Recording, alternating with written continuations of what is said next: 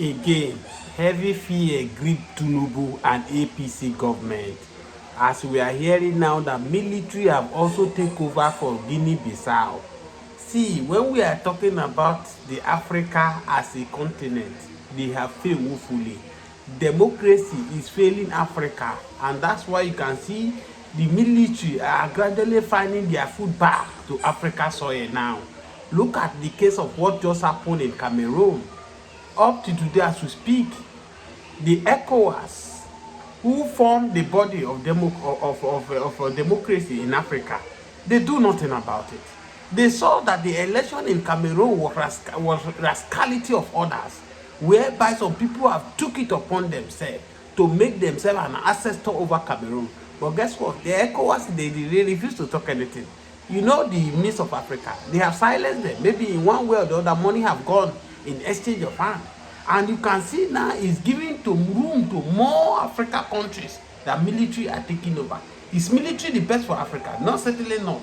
But if you can see what democracy have done to Africa, democracy have destroyed Africa more than what the military does. Let's take a look at Burkina Faso.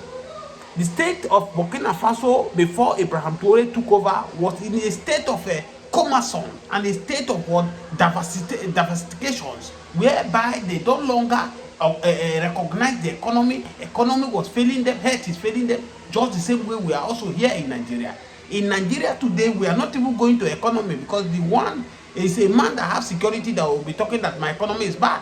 Let's not go to economic aspect of it in Nigeria. The security aspect of it is not in Nigeria, whereby herdsmen, Fulani bandits who are not even Nigeria are coming to threaten people in Nigeria, in their place of worship, in the place of school, and the government of the day cannot do anything. The worst they can do, as we are hearing allegedly, that they are even paying the ransom to this bandit for them to release the victim.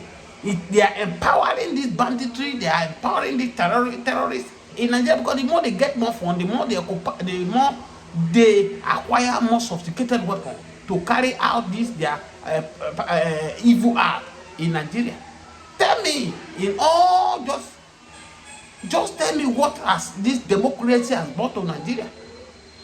I am not advocating for military, for crying out loud, but let's be realistic to ourselves, and that's why I stand in opinion that Kanu commit no offense.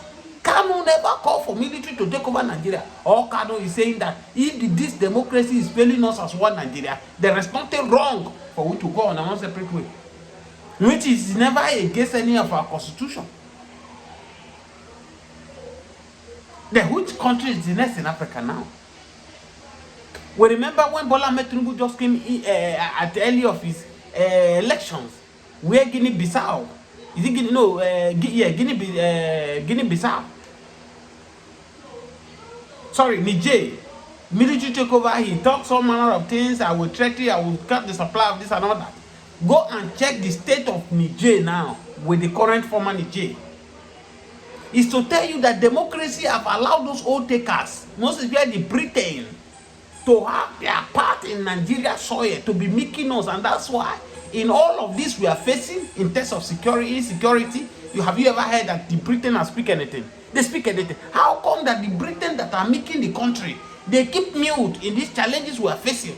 America now take America, the US, to be threatened with terrorism. It's to you to they're not bothered. If you go and check it now, these Britain people, who knows whether they are not part of what the predicament we are facing?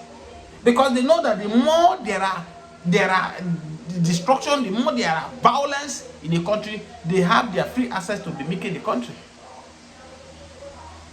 Oh, if you think that is not enough, for the case of Mazen Kanu, Kanu is a citizen of Britain. Kanu was kidnapped in Kenya. IPOC was described as a terrorist organization, whereby the major terrorists in Nigeria government refused to declare them as a terrorist organization. What did the Britain did? They did nothing about it, because they feel that Mazen Kanu is an obstacle to their plan. Today, you can now see doctors are selling their hospitals. They move to UK. What are they doing? They go and do caregiver. People with professions that are doing well are selling their property, moving out of Nigeria to UK to go and do slavery work. You're in UK now, you are watching me. You might be rich, you might be making money than people in Nigeria, but you will agree with me, home is home. There are things that you cannot do. You cannot do there that if you're in your country, you will do it. You can't do it. In 80s, they are begging Nigerians to come to UK. This UK now that you have to sell your father property to relocate to UK. In 80s, it was free visa. Visa on arrival. When you get there, they will tell you how many months they will stamp it for you. This is the same visa now that has now become, you apply, they keep denying you. You say, come on. This democracy has failed us. And the only solution to it is that divide the country, let everybody go. Everybody can now go and start afresh. We can't continue in this way. These people bought our old takers over, using their brain, encouraging them to steal the natural resources, taking them to UK, taking them to US, taking them to all over the world to store them, to keep their money. They are leveraging us with poverty in Africa here. And that's why you can see now, Guinea-Bissau now has joined the queue of people who military have taken over. They have even arrested the president. I will allow you people to watch this video of Fela's song. Because Africa, we have allowed Onyibo to brainwash us. To they say that religious are brainwash us. Fela finish those of them. You need to listen to them, not only Muslim, both Muslim and Christian. That the problem we are facing in Nigeria today is religion, most especially the Muslim. Those who they have used Islamic to brainwash, they feel that through Islamic they can destroy the country. Let me not talk much. Watch this video. As you watch this video, please subscribe to this channel, on your notification. We are not causing violence. We are telling you how it go. The government need to sit up and do the needful. Stop. If truly they pay this Kwara bandits, pay them. They are paying them ransom. They should stop doing it. Because if you are paying all those ransom, that means individual people that are paying ransom to bandits, the federal government should ready to pay their money back. Please watch this video and share this video. Subscribe to this channel. Why is Ilorin a Muslim? Why does Ilorin have emir? If you Yoruba Muslims are so innocent, if Yoruba Muslims are so innocent, how did the Yoruba people lose Ilorin to Islam, to the Islamists? Why is there an emir? Okay, it is long ago. Oh yeah, give us Ilorin back. If it is long ago, remove your emir from Ilorin. Why is the emir still in Ilorin? If it was, don't we know that Ilorin is Yoruba land? Why is your emir still there? Can you remove your emir from Ilorin, please? After you southwest 2 times, you try to exterminate us. We defeated you in battle. You are not using our victory against you that subdued you. You Yoruba traitors that went with Afonja and the Muslims. Do you want me to tell you your stories, Yoruba Muslims? Do you want to know your story? That you are the ones that went with fought behind Afonja with the Muslims to try and destroy Yoruba land on behalf of Islam and Northerners that you all gather here today. Or Muslims who gather around and say, we want to remove ourselves from Northern. And when you are the people that brought Islam into our lives, try to steal everything we have for the Northerners, you Yoruba Muslims. Why are Yoruba Muslims not like the Northern Muslims? Because you kicked your ass. We beat the living daylight out of you. We beat you very well. That till today, early misbehave. We beat you very well. That's why Yoruba Muslims cannot misbehave. They understand what it means to try and fear. That's why you don't do anything. Don't act like you are better than the Northern Muslims. You're not better. You just don't have the clout. You don't have the power. You don't have the numbers to play that your game here. So Yoruba Muslims, be quiet while I'm talking to your Northern brothers. You are the same as them. Go to Ilorin and see the way you behave there. Go to Ilorin, they cut his bad people, they just cut you straight. Say because you have Afro. Why will you have Afro? Islam is a problem. We have to address it. Anyway, let me read from the Quran. You know, so not from the Quran, but translations. Let me read translations from the Quran. You know, about what this God thinks of us. The unbelievers, the infidels, the kafirs. I mean, how can these people say you are when you have this kind of words to describe people that don't agree with you? Infidel. Abi that one too is not in the Quran. There's a politics, there's a game here. We the people are trapped in the middle. Arabic imperialists, European imperialists, everybody siphoning, stealing, drawing Africa, using African people as the scapegoat. It is the same whether or not you forewarn them, the unbelievers. They will have no faith. Quran 2 chapter 6.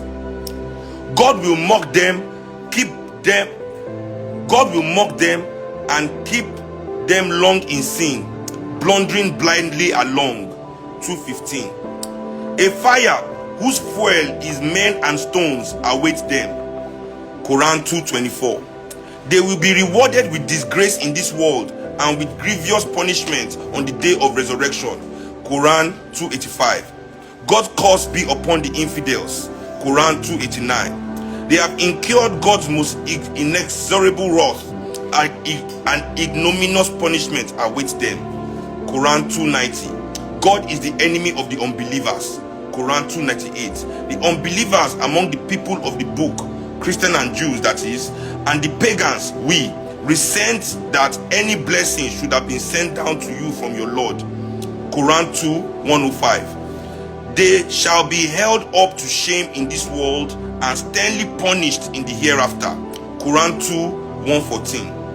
Those to whom we have given the book and who read it as it ought to be read truly believe in it. Those that deny it shall assuredly be lost. Quran 2:122. We shall let them live a while. See, this is tolerance. This is the tolerance they talk about. Listen to it. We shall let them live a while, and then shall drag them to the scourge of the fire. That's why they burn people. Evil shall be their fate. Now before I continue, let me even continue. Let me keep giving you gems upon gems. People keep saying how beautifully these holy books are written. I read them. I've read the Bible. There's nothing beautiful about what's in the Bible. Full of genocide, lies, manipulation, ego. You understand? This is what is in there. Let's continue. Fighting is obligatory for you, much as you dislike it, but you may hate a thing although it is good for you, and love a thing although it is bad for you. God knows, but you know not. Quran 2:16. They will not cease to fight against you until they force you to renounce your faith, if they are able. But whoever of you recants and dies an unbeliever, his work shall come to nothing in this world and in the world to come. Such men shall be the tenants of hell, wherein they shall abide forever. Those that have embraced the faith and those that have fled their land and fought for the cause of God may hope for God's mercy. 2:17-18. God does not guide the evildoers. God does not guide the unbelievers. The evildoers will have none to help them. God guidance. So when you fight everywhere, fight, yet you are religion of peace. As I said, the only way there can be peace where the religious Islamists and even the Christians are is if everybody believe in their faith. If you think I am lying, go and be an Ifa worshipper in a company where the MD goes to Redeem Church. Go and look at a company where the MD is in Redeem. All the people there that will be doing well will be in Redeem Church. It is the same.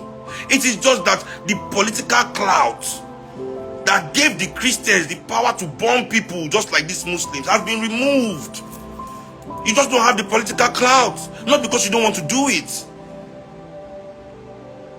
How many women go to market in this Lagos just because they wear miniskirts in Lagos? Miniskirts in 2020, they will beat them up in the market. Why are they beating them? Religious morality. The Fulanis, they always had intention of conquering all the Yoruba land. And without Balo Gordon alone, they would have been ruling us the way they did in northern part of Nigeria. The Hausas were conquered. So when we now talk of Hausa Fulani, there's nothing like that. But because they were conquered by the Fulanis at that time, that's why the Fulani is now the Hema. Most of the places now you hear of Hema of Kano, you hear of Hema of Sokoto. They are Fulanis. They are Fulanis. They are not the original owner of the land. They tried it in Yoruba land, but our forefathers, Balogun Odenrilo, suppressed the insurrection of the Fulani at the Battle of Osogbo in 1840. But they captured the Ilorin Yoruba land. Yes, they captured it through deception.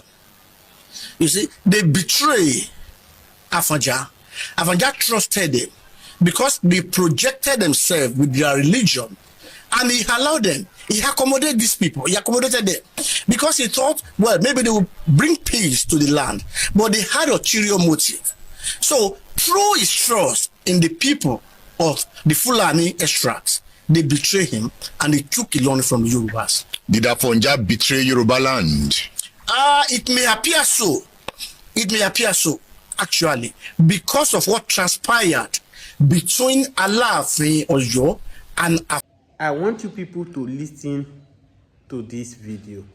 When Nnamdi Kanu was sending strong warning to the Yorubas about this Fulani agenda, many Yorubas turned against him. They say he doesn't know what he's saying. But eminent Yoruba now have now started coming out. You can listen to that man you just listened to. He's a Yoruba man to the core. He talks about how Afojans resisted Fulani, that made Fulani not to conquer the Southwest, their forefathers. He talks about how they betrayed, the other man betrayed that make them to conquer Ilorin. Right now, listen to that message of Mazi Nnamdi Kanu, where he warned the Yorubas that they should not be carried away because of just the oil that will not last. They should safeguard their heritage. That Fulani Fulani have determined to conquer Nigeria. Watch the video. Please, as you watch this video, make sure you share this video to all your group. Share this video to all your contact. That the earlier everybody stand up and do the needful, else these people will rise up and conquer Nigeria. The worst part of it is that they are not even Nigerian. They are not. I keep saying it. Most of them you are seeing today, they are coming from different African countries to come and sojourn in Nigeria. And that's why when you see they did a lot of, if they do so many things today, they will tell you, oh, they are not Nigeria Fulani. But they speak the same Fulani with them. But their people refuse to caution them, to call them to order, that in all of these things they are doing is bad. Please, I'm coming back. Listen to Mazi Nnamdi Kanu message. I'm coming back to throw more light on this issue. Fulani are now saying that Yoruba forest is now their irreversible homes.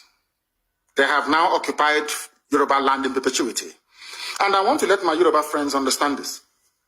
You see, in life, anytime you support evil, evil will come back to haunt you. All of you never knew that IPOB and this Biafra movement was for your liberation.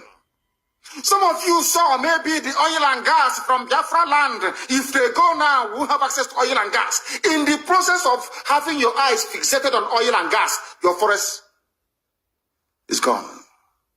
Do you understand it? There is nothing more precious in life than freedom. Freedom is very important. And I need you to understand this very morning. Every Yoruba person supporting Fulani, you are setting up yourself to become like the Hausa people.